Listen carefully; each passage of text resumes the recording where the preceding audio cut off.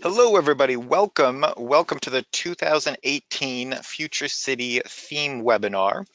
We are very excited to have you with us today. Thank you for joining us. Before we get started, could I just get a hand raise from a couple participants to make sure that you can hear me clearly and that you can see the screen that says Powering Our Future Theme Webinar, just to make sure the audio visual is working. Great. Thank you. Thank you all. Excellent. Well, my name is Jake Williams, and I'm the program coordinator for the Future City competition. Also on the line is Future City's program manager, Maggie Dressel. And we are very excited to have you with us today. We want to thank you for joining us for the annual topic webinar. As you might know, this year's Future City theme is Powering Our Future, and it's all about designing a resilient power grid for your city, a power grid that can withstand and recover from the impacts of a natural disaster.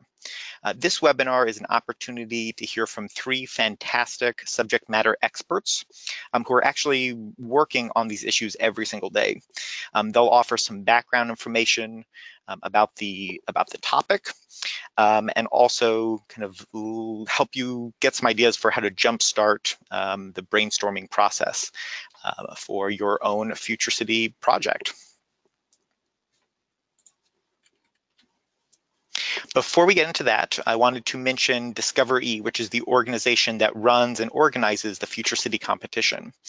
In addition to Future City, we have a lot of programs and free resources that are especially great for educators and STEM or STEAM mentors. So if you're looking for classroom activities or career information, engineering videos, and other kind of content like that for your school or out of school program, be sure to check out the website discovere.org. The Future City competition wouldn't be possible without the help of our great sponsors and partners. So I want to thank them for their amazing generosity. The Bechtel Corporation, Bentley Systems Inc., and Shell are all final sponsors who their contributions make the finals competition and also webinars like this possible. I also wanted to give a shout out to our friends at Underwriters Laboratories. UL is a Future City program sponsor, and they're also sponsoring the essay this year. So thank you all very, very much. A few quick housekeeping items to get to before we begin. The platform we're using today is GoToWebinar. If you're having any sound issues over the computer, you can call in on the teleconference line. The number's here, and the information should also be in your webinar control panel. You can input the PIN number, which you'll receive after joining the webinar. The recording of this webinar will be posted tomorrow in the resources section of futurecity.org. Also, following the webinar, we'll have a very short survey, which we would love for you to complete. It really is helpful for us to get some feedback about what you liked and what you didn't like, which helps us plan for future webinars. You might have noticed that as an attendee, you're muted at the moment. With all the teams on the line at the moment, if everyone was trying to talk, then we wouldn't be able to hear anything. So to ask a question, just type it into the control panel. After all three presenters have spoken, they'll answer as many questions as we can get to. Also, just a reminder, the focus of this webinar is the theme, the challenge for this year. If you have technical questions about the competition itself or the deliverables, I definitely recommend checking out the educator webinars in the resources section of futurecity.org. We have a great panel of experts joining us today. Dan Koval from Bentley Systems will be hosting the program. We're also joined by Gil Bindewald of the Department of Energy's Office of Electricity, Rebecca Kiernan, City of Pittsburgh's Department of City Planning, and also Dr. Shannon Van Zandt of Texas A&M University. Now let's get started. I'd like to introduce our host and master of ceremonies for the webinar, Mr. Dan Koval. Currently in his 12th year at Bentley Systems, Dan has spent the last 2 years managing the corporate initiatives programs, including Bentley's STEM grant program. A graduate of Leadership Chester County, Dan has had the opportunity to help numerous nonprofit organizations, both locally and also globally. Last fall, Dan spent 2 weeks in India witnessing the positive impact that Bentley and its colleagues have had on small villages there, thanks to Bentley's support of the Water for People organization. Dan has mentored 8th grade students at Lionville Middle School for their participation in the Future City competition. Additionally, Dan has spent the past 6 years as a big brother in the Beyond School Walls Big Brother, Big Sister mentoring program hosted at Bentley's corporate headquarters in Exton, Pennsylvania. Thank you for joining us, Dan. Before you introduce the first speaker, could you tell us a little bit about what you do and how you got involved in Future City? Thank you, Jake. And man, I sound pretty good on paper. It's hard to believe that all those things have happened in a little over a decade here in my career at Bentley Systems. So again, thank you so much, Jake. Thank you, Maggie and Leslie at Discover E for allowing Bentley Systems to be a part of this.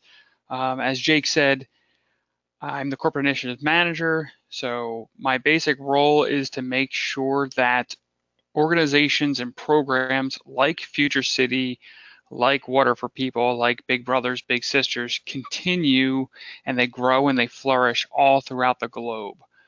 Bentley Systems itself is a computer software company.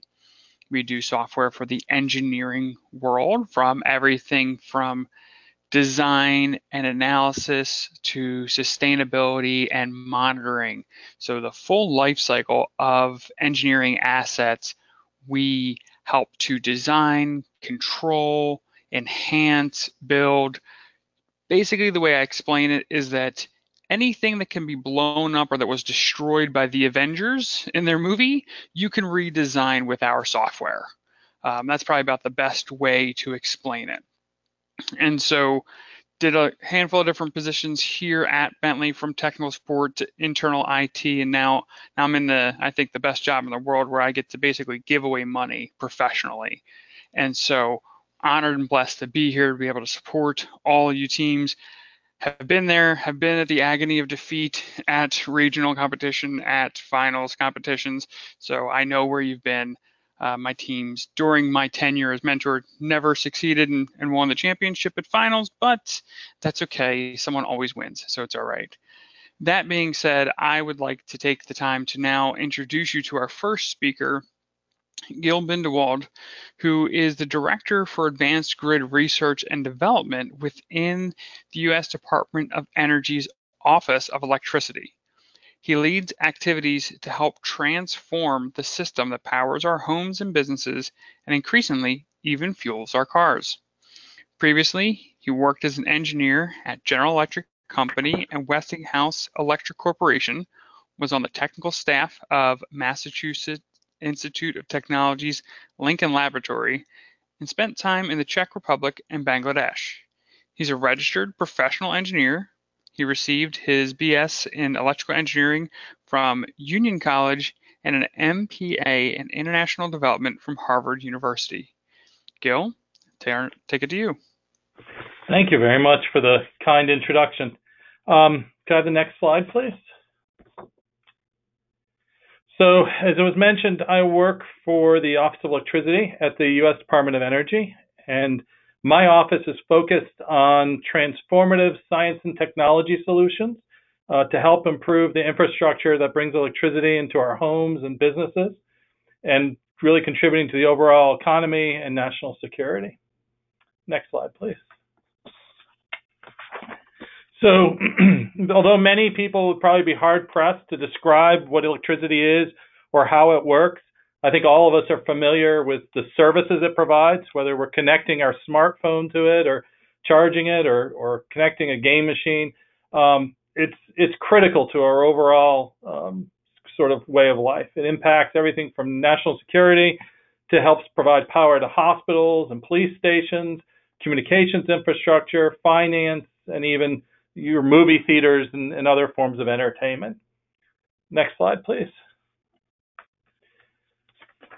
So a reliable, efficient, and secure electric grid is essential for sort of meeting the needs of the growing society. This diagram shows the major components of the electric power system. It consists of load, which is over on the right-hand side, and it's often broken into different classes like residential, commercial, and industrial loads.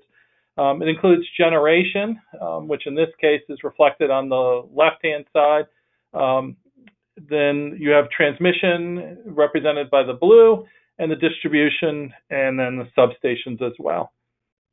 Now, even though this diagram sort of tries to cover all the various technologies, it really doesn't capture adequately the scale and complexity of the overall power system. Just to help you understand how big it is, I thought I would pull out some numbers. And the electric infrastructure in the United States is about 19,000 power plants. It has about 55,000 substations, about 476,000 miles of high voltage transmission lines, and about 6 million miles of distribution lines. And all of that's to serve about 145 million customers.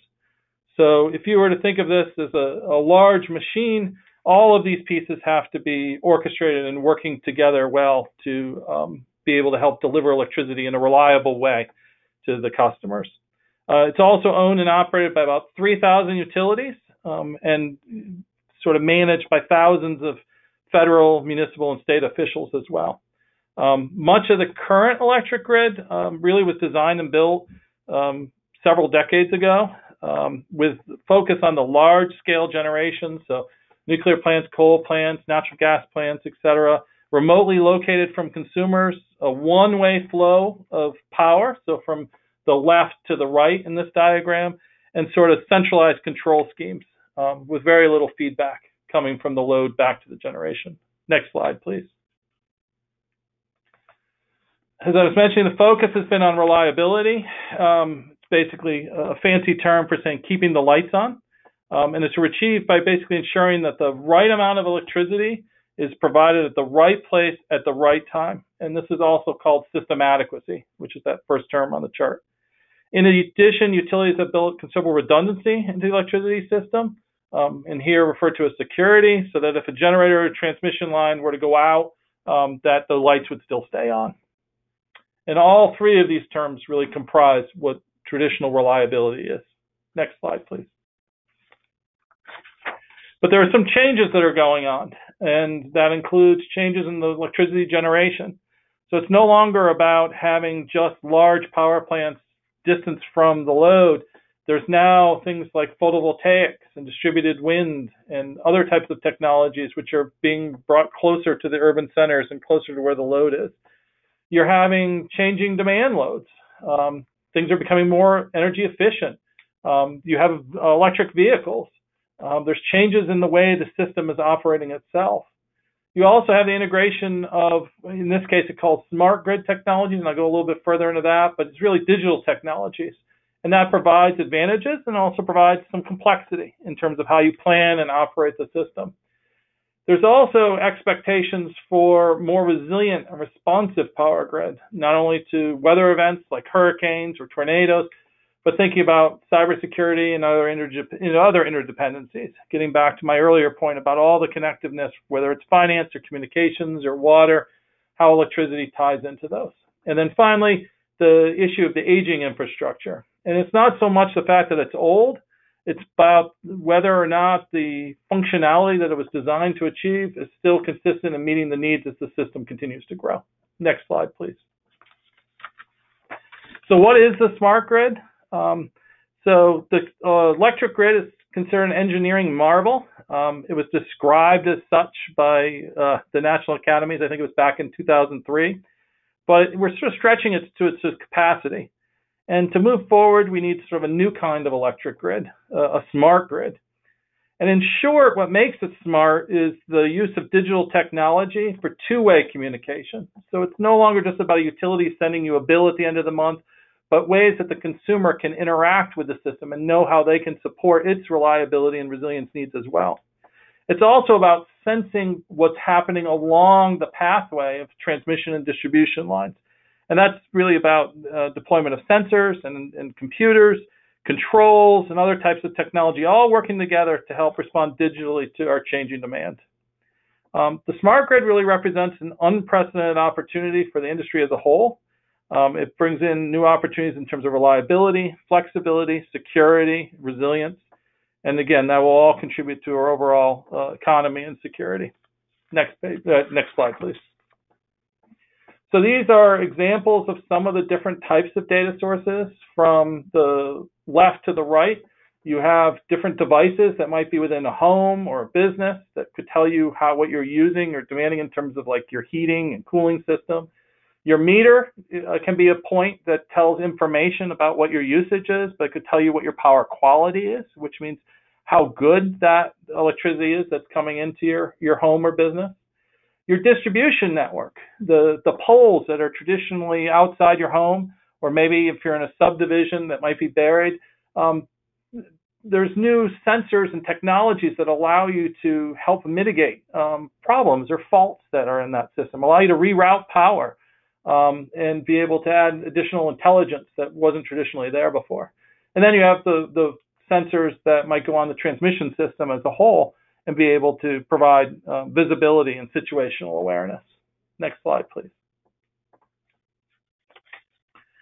So one of the key foundations for innovation is the national laboratories. And this slide actually comes graphic from Oak Ridge National Laboratory. And I wanted to just show that it's not just about wooden poles and steel structures and wires. The electricity system is about new applications in terms of software, modeling, machine learning, data analytics, all applied to be able to understand what's happening within the system and to be able to support the overall customer needs. So in this slide, you see some of the work that's going on in sensing and monitoring. You see some work that's going on in terms of data management, being able to understand the accuracy of that data and how it supports decision making. On the right, you see some modeling and simulation. So that allows you to be able to put that data into context. And then the data analytics. Next slide, please. So the focus on my office is on the R&D, and these are some of the technologies we're focused on. Again, wide area sensors and measurement provide some visibility, but we're also working on hardware devices, and one of those is energy storage. And if you can click again, please.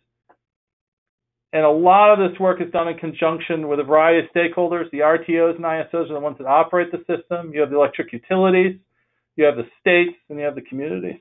Next slide. So energy storage, as I was mentioning, is a type of hardware. So even if you're not interested in the software and computers, there's a lot of work that's going on in leveraging materials to be able to advance it. Energy storage really helps you in terms of the time availability. So as I mentioned, reliability is about getting into the right place at the right time. Storage can help do that. And the graphic on the right shows the ability to take energy from one point of the day and be able to move it to another point. Next slide. Microgrids is another technology. It's about integrating both DER and load and being able to understand what the system needs at a local level to keep the lights on and meet the services that are required at the community and the city. Next slide. Reliability is really a subset of overall resilience, and we're starting to move that direction. And so if you look at this slide, the resilience is about the ability to reduce the magnitude or duration of disruptive events, and the ability, the infrastructure, the ability to anticipate, absorb, and recover from those events. And that's really a shift in terms of what we're doing in terms of some of the research. It's not just about keeping the lights on, but it's being able to deal with the unknown. Next slide. And so energy resilience really helps enable community resilience. And I know there's going to be some discussion on that in the subsequent panelists. But given the connection with the other electricity and other infrastructures, really I look at the electricity grid as a keystone infrastructure. And really it's the partnerships with the communities to help make the infrastructure resilience investments necessary to support that reliability and resilience. Thank you for your time, and I turn it back to you. Great. Thank you so much, Gil.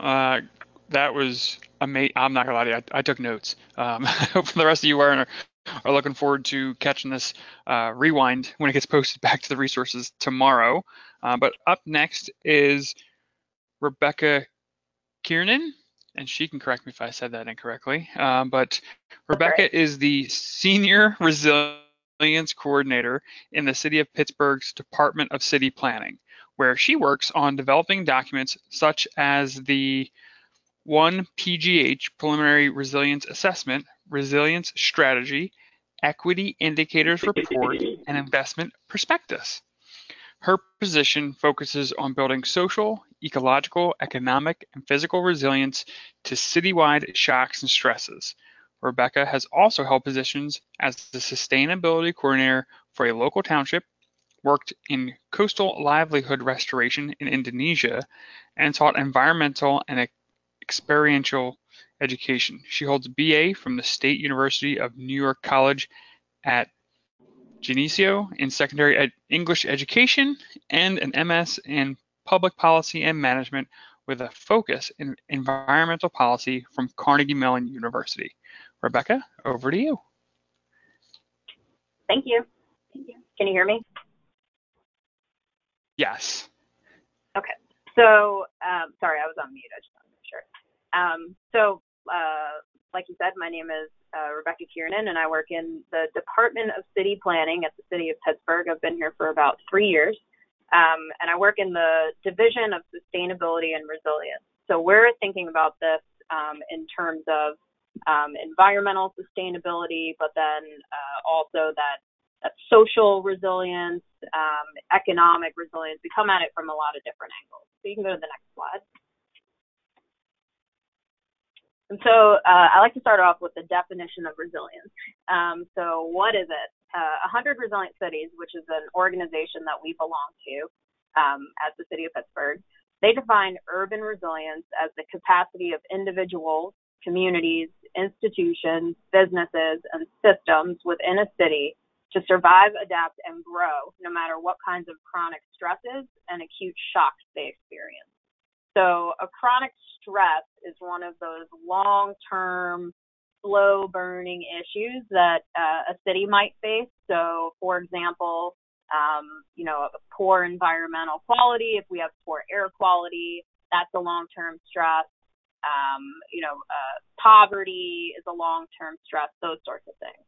And shocks are those one-time, really quick events that kind of touch down. So that could be a tornado, it could be a terrorist attack, it could be anything that's like a one-time event. And we think about these things in terms of 3 global megatrends, so things that are happening worldwide, and that's urbanization. So that's people coming to cities to live. So cities are growing in size worldwide. So that's we're anticipating a lot of growth. Globalization, and what that is being more connected than we ever have been before. So if you think about it, you could pick up your cell phone and you could call, Turkey if you wanted to really quickly. And at the same time, there's a lot of trade that goes on. So everything is global now. And then climate change. So, our climate is changing. We're having major weather events. And there are ways that, we can plan for that as well as mitigate it. You can go to the next slide. So we went through a pretty long process to get to where we are as a city right now, which is in resilience planning. So we started out, our office started out as a sustainability office and then added on the resilience portion back in 2015. So when we first started up with our resilience planning, we conducted a lot of stakeholder engagement. So we have probably engaged about 1,000 Pittsburgh, probably 2,000 by now, 2,000 Pittsburghers throughout this entire process. We hosted roundtables. We had what are called deliberative forums, where we go through a whole process where people sit at tables of 10 and get to kind of deliberate and talk to each other about some of their issues. We had working groups. We had steering committees. So we talked to a lot of people to get to where we are. And those are some pictures of deliberative forums that we hosted. You can go to the next slide. And so what we were asking and fishing around for is what are our shocks and stresses? What's that profile of problems that we have in the city of Pittsburgh? And so this slide, you can see there's all these different bubble sizes, and those different bubble sizes are contingent on how many times we heard about this problem from our residents and our stakeholders. So what we determined is that we're more of a stressful city. So we're not on the coast. We're not seeing a lot of major shocks. We don't typically have tornadoes, although we had a tornado warning last night, which is a little bit bizarre. We're kind of a small city. We only have 305,000 people, so we're not really anticipating a whole lot of shocks. But what we do have are these long-term stresses. So in the city of Pittsburgh, we have a lot of economic and racial inequities. We have aging infrastructure. So the city of Pittsburgh used to have a population of about 650,000 people. And in the 1970s and 80s, we lost our steel industry, and we also lost about half of our population. So we are actually built out as a city for a size that's really, twice of our population. And we still have all of that infrastructure that we need to maintain. So even though we've lost the population that can help pay for it, and we've lost, the city staffers that could help maintain it, we're still saddled with all of this infrastructure, and it's getting older. We also have a lot of environmental degradation, and that's as a result of our industrial past as a major steel city. So that's poor air, water, and soil quality as a result of that industrial past. We also have mobility and transportation access was also identified, as was a lack of affordable housing, food insecurity, and then there was a couple other things that people mentioned. So those are our stresses profile. In terms of shocks, climate change and extreme weather events, they're increasing. We have a lot of flooding that happens within the city just because of our topography. Pittsburgh is full of hills, so a lot of that water runs off and kind of collects in our valleys. Infrastructure failure is a big issue. We have a lot of aging infrastructure, like I mentioned, and the stresses. And so sometimes if that's not addressed, it collapses, right? So you have a bridge that's really old, and then all of a sudden, chunks are falling off of that bridge, which has happened. Hazmat incidents is also a potential shock. So we have a lot of transportation that's shipping coming back and forth via both rail and water. We're at the confluence of three rivers, so we have a lot of hazardous materials that are being shipped back and forth on our riverways. Economic collapse is something that our residents are kind of hyper aware of because of that collapse of the steel industry back in the 70s, 80s. It's kind of a recent memory, so people are concerned about that. Landslide and subsidence. We've seen actually a lot of landslides this year. The city ended up spending, I think, $12 million so far in 2018 just on landslide remediation. So that wet weather has really led to landslides, and I'll talk about that in a minute. And then disease outbreak and pest infestation is something that we're worried about as well. You can go to the next slide. And so it's important to think about resilience challenges as all connected. So if you have a stress that gets left unaddressed, it could easily turn into a shock, which would end up having a large impact. So for example, we have aging infrastructure in the city. I mentioned that, we have all this extra infrastructure and less people to help maintain it and pay for it.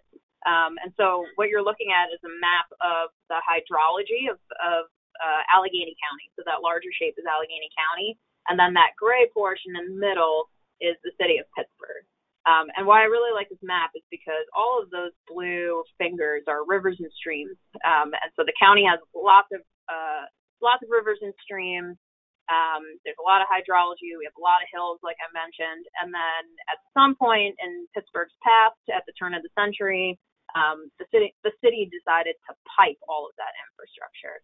And so what you're seeing in the middle is the outline of the city with no hydrology. And so all of our streams are actually piped. And as those pipes get older, they start to burst. And so what this slide is showing is that, you have that infrastructure, which you can see right there in that stark contrast.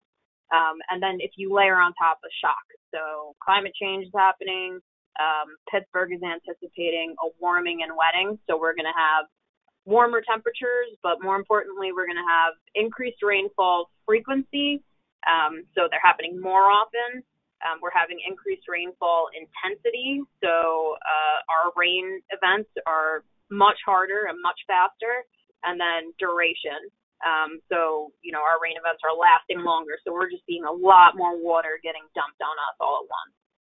And the impact of that is infrastructure failure. So you can see that's actually a sewer. So our sewers, we have what's called a combined sewer system, and so our stormwater goes into our sewers. It overloads the system. Our pipes are old, and then you have that manhole cover that blows off, which leads to flooding in that neighborhood. You can go to the next slide.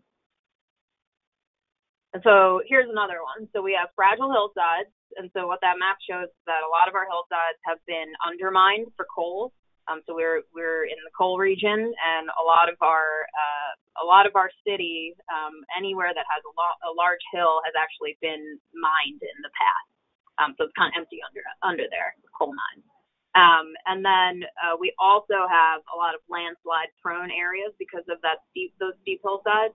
And so when you add on the shock of climate change and that warming and wetting and all that extra rainfall, what we're seeing now is landslides and subsidence. So this year, I mentioned we spent $12 million just in landslide remediation and subsidence remediation. And you can see that top picture is a picture of our streets. A lot of our streets are starting to look like that. Because of that increased rainfall, it saturates the ground and the ground starts to move. So that's a roadway, and then underneath it is a house that actually collapsed off of the hillside. We had a couple of incidents of those this year, which is really sad. You can go to the next slide. And so what we do in our office is, because we're in city planning and planners like to plan for things, we've developed a lot of reports. And so the first report that we came up with was trying to figure out exactly like what are our shocks and stresses? And so that was the preliminary resilience assessment. We did that in 2016. We developed a strategy after that about how to address all of those shocks and stresses going forward. And that was last year in 2017. This year we developed an equity indicators report. So we're measuring equality throughout the city. And so, Pittsburgh is starting to see a little bit of a resurgence. We're getting some new populations. We're getting some new growth, some new residents. And so we want to make sure that that growth is equitable for everyone. So nobody's getting left behind. Our residents aren't, half of our residents aren't living in poverty. They have access to affordable housing, et cetera. And then from that, we're now developing an investment perspective. You can go to the next slide. And so I mentioned the investment prospectus, and that's the project that we're working on right now. And what that does is it takes all of our resilience recommendations. So how do we address those shocks and stresses before they become, really big problems? And how do we create a really strong city?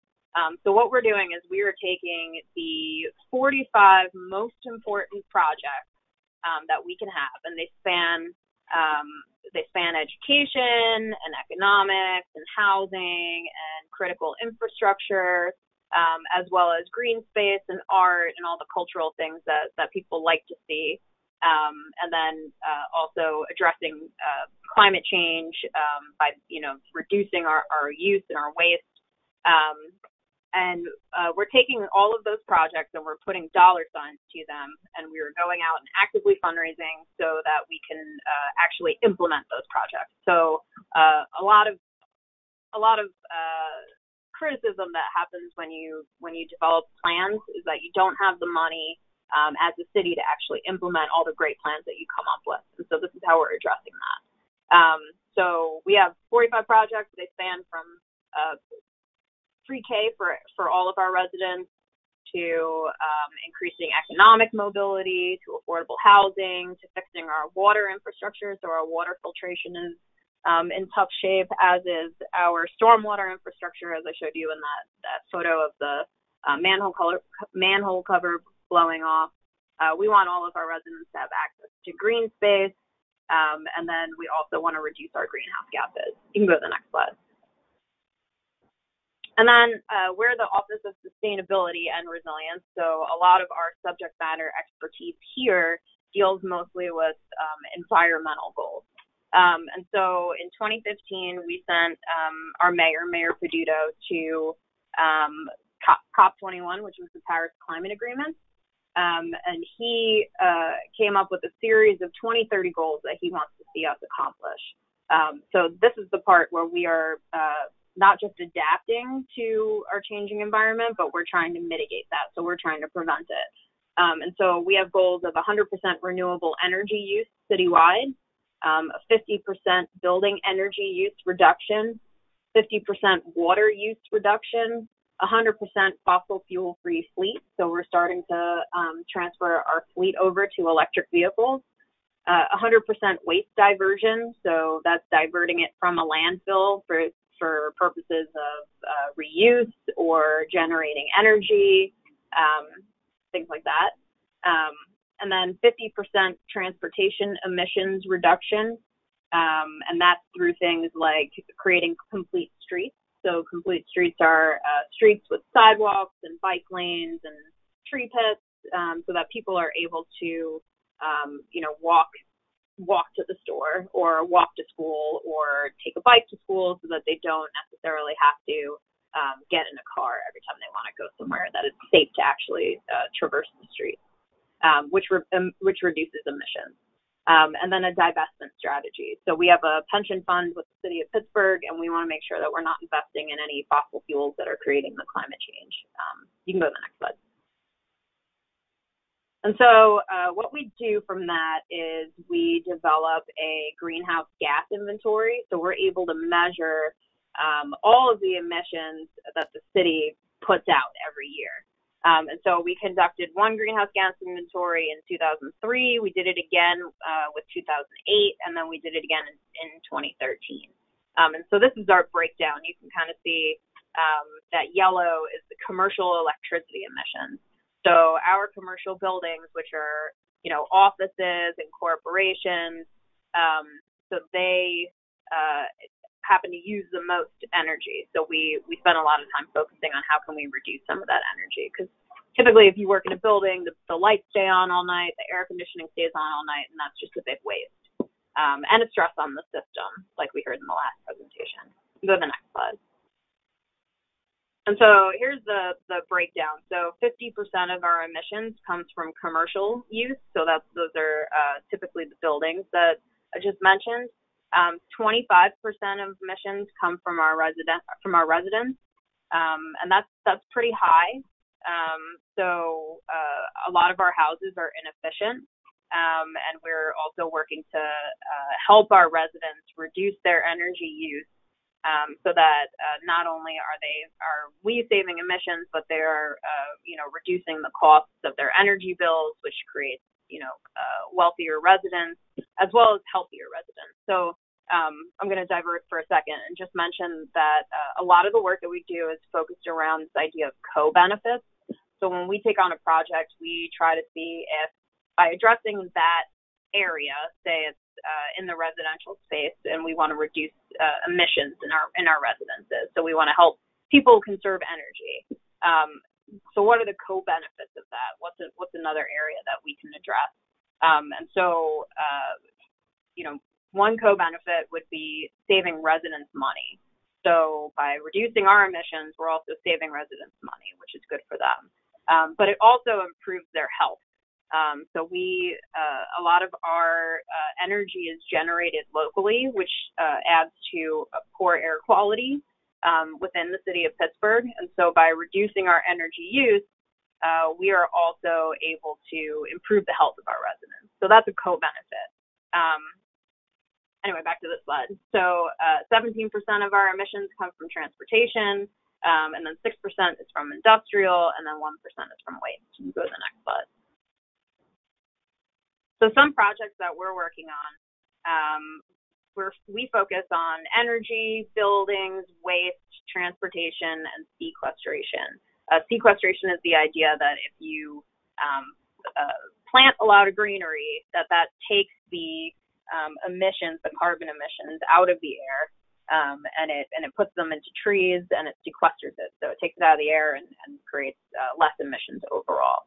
And so some of the projects that we have in the works in the energy space, which is relevant to your topic. So we're focusing on local generation for air quality improvements. So we've done a little bit of research, and I should have added a slide on that, but a lot of our inefficiencies in our electric grid actually come from a generation at some far off power plant, which is then transmitted into the city. So if you can get that generation closer to the source, you can actually reduce a lot of that inefficiency. So we're spending some time thinking in terms of microgrids. So can we generate this energy locally so that it doesn't have to travel as far, so that it doesn't lose its efficiency on the way? And so a lot of the energy that we're looking into is around solar panels or wind turbines. We have 3 rivers, so we're looking to put hydropower on our rivers, on our dams that currently exist, so that we can have cleaner sources of energy so it can improve our air quality locally. And then the other project that we have going on is reducing energy burden. So that's the burden on our residents of paying too much for energy. And that's that project that I mentioned with the residents. Other areas in buildings, we have energy benchmarking ordinance, so that we are working with our local corporations who have large office buildings or have a large footprint, so that they are actually also measuring their emissions profile of their buildings so that they can then better reduce their use. And then we're metering water. We're benchmarking our own facilities at the city. The city owns like 130 buildings, and we're also trying to retrofit those for energy reduction. We have a zero waste effort going on. We're also looking to update our ordinance to encourage more recycling and a little bit more enforcement. I mentioned that we're electrifying our city fleet. So if you look at that photo to the right, those are our new solar panel chargers. And those are really cool. So right next to it is, there's a concert going on underneath. But if you look past the concert, there's those are our new electric Chevy Bolts that our building inspectors drive around, and they plug into these solar chargers. So the solar chargers are not grid connected, which means that you can actually move them. They're only powered by solar, and then they have battery storage as well. They also have plugs on them. So we were able to host a concert that was plugged into the solar panel and charged 100% on sunshine, which was pretty cool. And what's really resilient about those is that like I said, we can move them. So in the event of some sort of a grid failure, if we have an event and the power goes down for an extended period of time, we're also able to pick up those chargers and deploy them into neighborhoods so that people can come out and charge their cell phones or get juiced up in the event of an emergency. We're also looking into EV charging for our residents as well as for our fleets. I mentioned complete streets. We have a bus rapid transit project so that we can encourage people to take the bus. And then in terms of sequestration, we have a lot of projects that are going on to encourage the increase of parks and open space and protecting trees, and then also looking into if we can store carbon within our soil. You can go to the next slide. I think that's it. Yep, that's it. And that's my contact information if anybody has any follow-up questions. And you can check out our website. It's 1pgh.pittsburghpa.gov, and we have all of our reports that I mentioned on there. So that's all I have.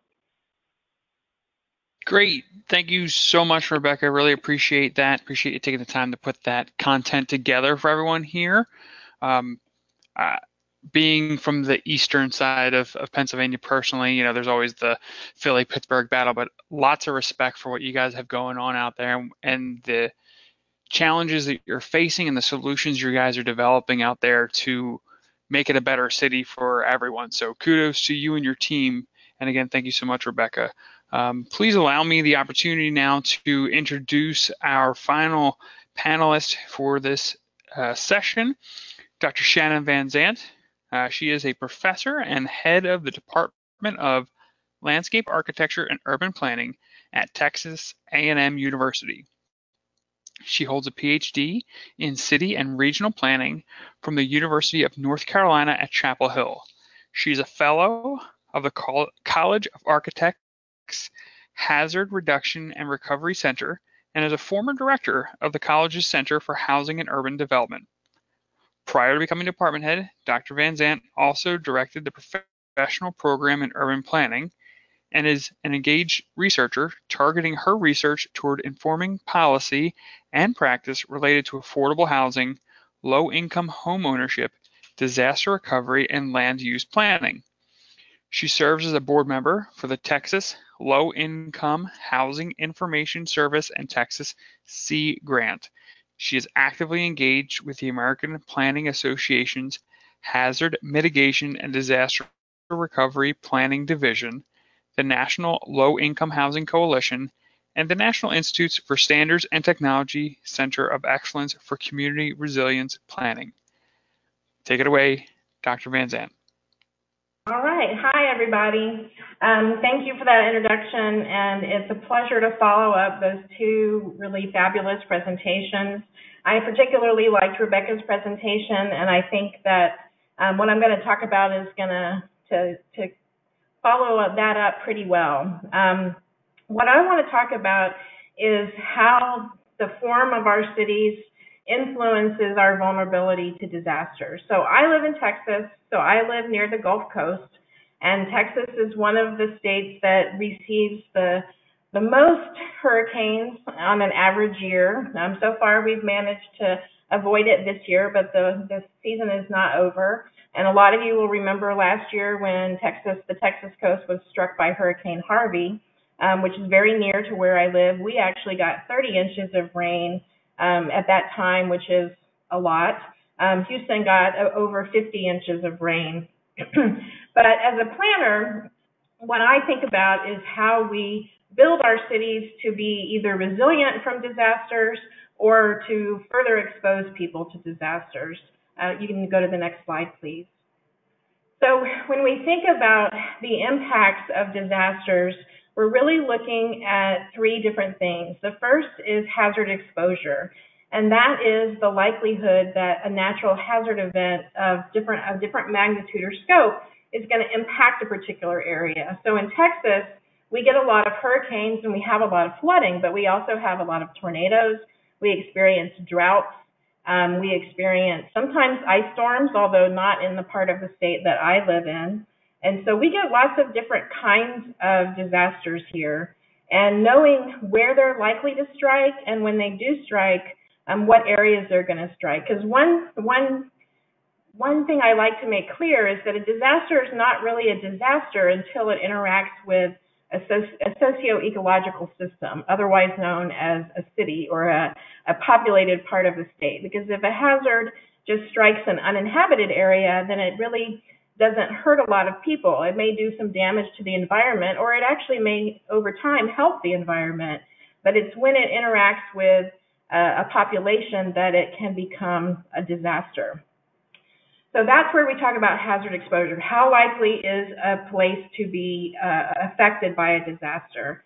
Then the next thing we look at is the physical vulnerability. And the physical vulnerability is the likelihood that of the built environment. So buildings and infrastructure, pavement, all those sorts of things are going to be able to sustain the hazard. And so we think about the quality of construction. That's usually incorporated in building codes. And of course, building codes have improved over time, but like Rebecca mentioned, we have a lot of housing and maybe some buildings that are very old and were built under different building codes that may have been weaker building codes. The really, really old buildings often are built very well, and they will withstand disasters well, but newer buildings, especially those built in the 70s and 80s, may not do very well. And then more recently, we've increased our building codes and they do quite well. And so that makes a difference in how particular buildings are going to be able to withstand a disaster. And the same with infrastructure. Down here in Texas, we have most of our electrical lines running above ground because our water table is so high that it's difficult to bury them. And that makes them very vulnerable to wind disasters and that sort of thing. And so that would be considered a physical vulnerability of infrastructure. And then finally, kind of my interest is in social vulnerability. And that's the idea that people, households, they vary in their ability to anticipate disasters, cope with disasters, resist and recover from the impacts of a natural hazard. And so go to the next slide, please. When we talk about, first let me go talk a little bit more about the social vulnerability. Actually, I'll get into it in a little bit, so I won't talk about that too much right now. And so this is a good example of how we look at hazard exposure. I'm going to show you some different maps.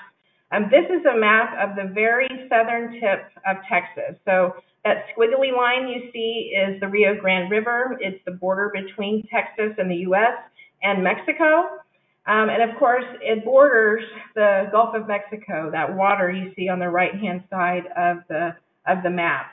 Those red areas represent the surge zone. So those are areas that, because of the topography of the land, are likely to be flooded under different types of storm scenarios. So when you hear hurricanes and they're called Category 1, 2, or 3, we know that the stronger the storm, the more significant the surge is going to be.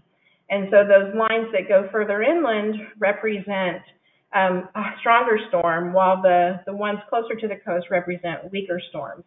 And what's interesting here is that you want to look and see where these contours overlap inhabited areas. So go to the next slide, please. So this is another map of the same area. This is Cameron County. You can see the coastline again.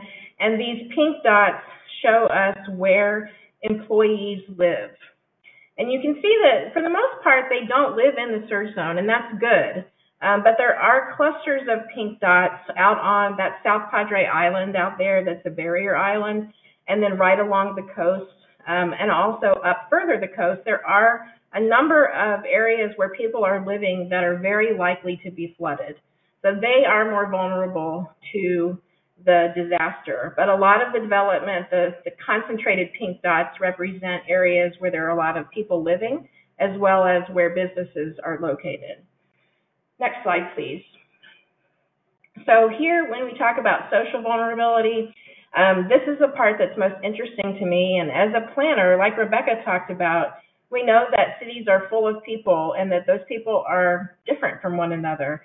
And they're distributed throughout cities sometimes in predictable ways. So you guys know from your experience in your own hometown that there are some neighborhoods that may be considered bad neighborhoods where you don't want to go because maybe there's higher levels of crime, it's not safe to walk through them, where there's other areas that seem very safe and that maybe have people that have similar incomes to you, and they're not all interspersed together. And when we look at issues related to race, ethnicity, particularly minority races and ethnicities like African Americans and Hispanics, typically are more socially vulnerable for a variety of reasons. We look at gender, female-headed households. We look at levels of education, where folks with lower levels of education may be more vulnerable than those with more education. We look at income and poverty. Like Rebecca mentioned, there's a lot of low-income people living in our cities, and they may have unstable housing. They may have fewer resources available to them to evacuate, for example. And so we're concerned about low-income folks. We're also concerned about age, particularly elderly populations and homes with children who can be more vulnerable during a disaster. Elderly may have special medical needs, and when the power grid goes down, for example, they may not be able to access oxygen, or they may not be able to get to their dialysis clinic if they have kidney problems. And so that knowing where those folks live can be really important in terms of getting extra services to them and making sure that they have what they need in times of disaster. Then housing tenure is the other one that's listed there. That refers to whether a household owns their home or rents their home. And home ownership, people who own their homes typically have a lot more control over their homes. They're able to protect their home more during a disaster. Like when you know a hurricane is coming, people will board up their windows. They may put sandbags in front of their doors to try to keep the water from coming in. But renters don't have the ability to make those kinds of changes to their home. And when their homes are damaged, they don't have any control over whether that home gets rebuilt or not. And so often renters are very vulnerable to disasters. And in Houston, for example, during Hurricane Harvey, we were very concerned about renters because almost 50% of Houston's population is renters, and we were concerned about what might happen to them. And so we see for those socially vulnerable populations that results in differences at almost every stage of disaster. So it makes a difference in terms of their ability to prepare, their ability to respond to warnings, so they may evacuate later or not at all. And the biggest consequences that we see is that socially vulnerable populations receive more damage to their homes and take a much longer time to recover, sometimes 2 or 3 times as long as families who have more resources. Next slide, please. So what I want you to remember, and I'm going to try to end with this because I know I'm running out of time, that people and households they vary in their capacity to anticipate disasters. They're not randomly distributed across space. You have pockets of poverty and pockets of wealth, or what I like to say that the slide shows is that low-income households live in low-quality homes in low-lying areas. And you can predict where those areas are by looking at the floodplain, by looking at the surge zone. You can get a good sense of where those areas are that need attention, and that has short and long-term consequences for those populations. The next slide, if there is one. Is that it? Oh, here's one. Okay. So here's an example. This is Galveston Island, which was struck by Hurricane Ike in 2008. And this shows the darker the block group, so these are our census block groups that you see, and the darker the block group, the higher the level of social vulnerability. And then you can see the red lines are the surge zones that show where people are going to be affected. And you can see that some very vulnerable areas are highly affected, while others are not. And that really affected, in that particular disaster, it really affected their ability to get off of the island during Hurricane Ike and their ability to come back to the island. Next slide. And here, this is a map of Galveston Island again that shows the homes that received severe damage. And if you remember the slide that you saw before, you recognize that those are some high vulnerability locations. Next slide. And so this is an example of the kind of home that was in a vulnerable part of the island. And you can see that it slid off its foundation and is basically destroyed. And then next slide. And then this other example, this is an example of a vacation home that's on the west end of the island. You can see that this family was able to elevate their home. So those piers that you see, make sure that the living area is not affected by the surge, and that they only lost like a piece of siding from the wind. So this was a very highly resilient home, whereas the other one was very vulnerable. Next slide. Okay, so and to conclude, we can see that these spatial disparities will persist for these disadvantaged populations, and over a long period of time, and this kind of decreases their resilience, is that those areas that were heavily damaged will be redeveloped and new people will move in. The minorities will have a lot longer to recover. They'll be permanently displaced. There'll be a loss of affordable housing and an exacerbation of pre-existing inequalities. So the inequalities will actually get worse instead of better, and that's not what we want to happen. I think that's my last slide, so I will stop there. Great. Well, thank you very much, Shannon. That was a really fascinating presentation to hear, and big thank you to all the presenters. We really appreciate hearing from each of you and having you all take the time. So now is the time for any attendees who have any questions to type in questions for our panelists into the control panel. Feel free to do that now. We haven't had too many so far. We did get one question that came in. They asked Gil, how do you see the future city infrastructure changing based on, specifically in relation to power grids in the future? So I think there's a very good question. And I think there's a better appreciation of understanding the loads, especially within the future cities. The coupling with other infrastructure such as water, waste, communications, transportation, more of a role in terms of extension of the smartness, in terms of digital use. So that comes into the sensors across those platforms. And I do feel that, as mentioned by the second speaker, is a lot of, Rebecca, about the microgrids.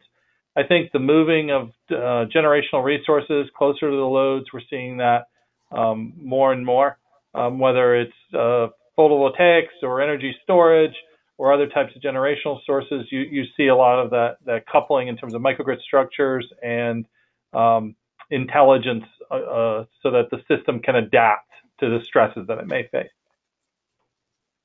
Excellent. Thank you, Gil. We have a question from Krista for Rebecca. She asks, if you were thinking about the kind of perfect city to design, what are 2 or 3 focus areas specifically related to resiliency that you would keep in mind, if you could kind of focus on just 2 or 3? Ooh, that's a great question. I think I would probably start out with the energy grid. So in Pittsburgh, we have a lot of problems because our energy is generated locally and it's typically done by either coal or natural gas. We also have nuclear, which is being decommissioned soon. So we kind of have an opportunity to restart now as our nuclear generation is planning to go offline by 2021. And so I would start with renewable energy because it's less of an impact on the environment. It's also less of an impact on our air quality. So in Pittsburgh, a lot of our major problems stem from air quality that fails regional standards or fails national standards, which impacts our health. So that's a major problem. Also, being very conscious about where to build. So a lot of our neighborhoods are located in low-lying areas. So even though we're not on the coast, a lot of our neighborhoods are impacted by extreme flooding events. And so making sure that you're not building in those zones that actually should not be built in. They should be natural and they should have streams running through them. And then the third is paying very close attention to inequities among people socially. So historically, there have been populations that have not participated in government in the past. They've been discriminated against, and that's both along racial lines, but also economically. And those issues end up coming back to haunt you, generations later.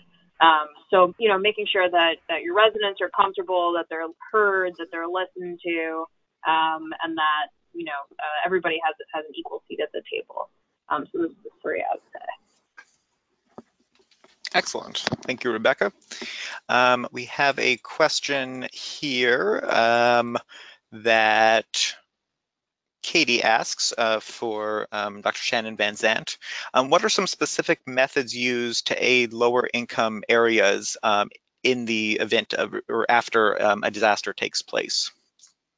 That's a really good question. I think it in some cases it may depend on what the need is. Like one thing we want to be aware of is where transportation dependent populations are, and that's something that we can map using census data. And so we want to make sure that for those areas that there are buses available to evacuate people, and that they can get to those buses. Another thing I think is really important after a disaster is to get out into the low-income neighborhoods and knock on doors to check on people, and also to make sure that they're aware of their resources. Like, a lot of them have difficulty applying for assistance from FEMA, or even filing insurance claims, and so they may need a lot of help with that. We also see in the rebuilding period that a lot of low-income families need some help from legal aid groups to help them prove that they own their home or things like that. And so those become really important in a post-disaster situation. Thank you for that question. Thank you for that answer. We have another question also for Shannon, and then maybe Gil would like to follow up with it as well. Melissa asks, you mentioned, Shannon, in Texas, the power grids the lines being above ground because of the high water table. Are there currently theories or ways to change the location of that to make it safer for residents? Are there possible ideas to change the location of those power lines? That's a good question, and I think in some areas they have managed to get them underground. And because Texas doesn't freeze very often either, we don't have to bury them very far down. And so in some places we can put them underground, but when they're overground, a lot of what we pay attention to is how close trees are to them. And that's often the first thing that we see after a disaster is the tree trimming crews to come out to clear the trees off the lines to make sure that they can get back up and running. But that's a great question. I think a way to get them underground across more areas would be a great improvement for a lot of places. This is Gil. I'll add on to that. I think some of the work that we're doing across our office is it tends to cost more to put the conductors and cables underground. So we're looking at new types of digging technologies to aid that and to help reduce the cost and the impact of putting infrastructure underground. The other piece I mentioned, smarts, in terms of data and sensors. One of the challenges of putting the infrastructure underground is sometimes it takes a lot longer, if there is a problem, to diagnose where that problem is. And so we're doing work in terms of data analytics and using sensors to be able to help troubleshoot the system when there is a problem, to better locate where those problems are, even when it's underground. And that way you don't dig up whole streets or sidewalks, but you can, with more precision, pinpoint where you need to focus. Excellent. Thank you for those answers. I think we have time for one more question, and it comes from Carrie and Susie from Hull Middle School. They ask, Rebecca, is it possible to have 100% renewable energy? Yeah, I mean, I think it is. And so we're looking at strategies so in Pittsburgh, I guess it depends on where you are, first of all. But in Pittsburgh, we have a lot of what are called brownfields. So because of our industrial past, we have a lot of locations that were served as steel mills or as other energy generation, which takes a lot of land. And so that land can be repurposed for solar panels or for wind. We also have Three Rivers, as I mentioned, and so there's a lot of opportunity for hydro. And so we think that with a mix of wind, whether from within the city or on our outskirts where there's more wind along the hillsides, between wind, hydro, and solar, we will be able to get to 100% renewable energy. There's also something that are called RECs, so those are renewable energy credits. And so cities or organizations or corporations or whatever are able to buy those credits from other locations. So if there's, a large solar array in Arizona because they get a ton of sun, you're able to, share some of that generation that could come from Arizona. So you would have, some loss in transmission, obviously, as I mentioned, was the reason for having microgrids. But I think, with the right mix in the right locations, you can get, yes, to 100% renewable energy. There just needs to be the desire behind it to do so. Thank you very much.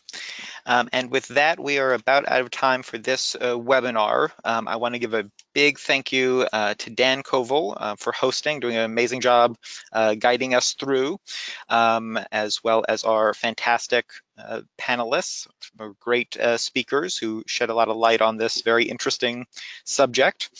If you have more questions you'd like answered, be sure to check out the resources section of futurecity.org. And you can also always direct questions to info, I-N-F-O, at futurecity.org. Don't forget to take the short survey after the webinar concludes. We always like to get your feedback about what you liked and what you think could be better. And don't forget about the upcoming webinar on October 24th, same time as today. That will be a special ion engineering webinar where we'll be talking with some professional engineers about the specific type of work that they do, and they'll be telling you about how that might relate to the work you are doing on your future cities. So be sure to mark your calendar for October 24th. Once again, thank you all for joining us and have a fantastic day. Bye-bye.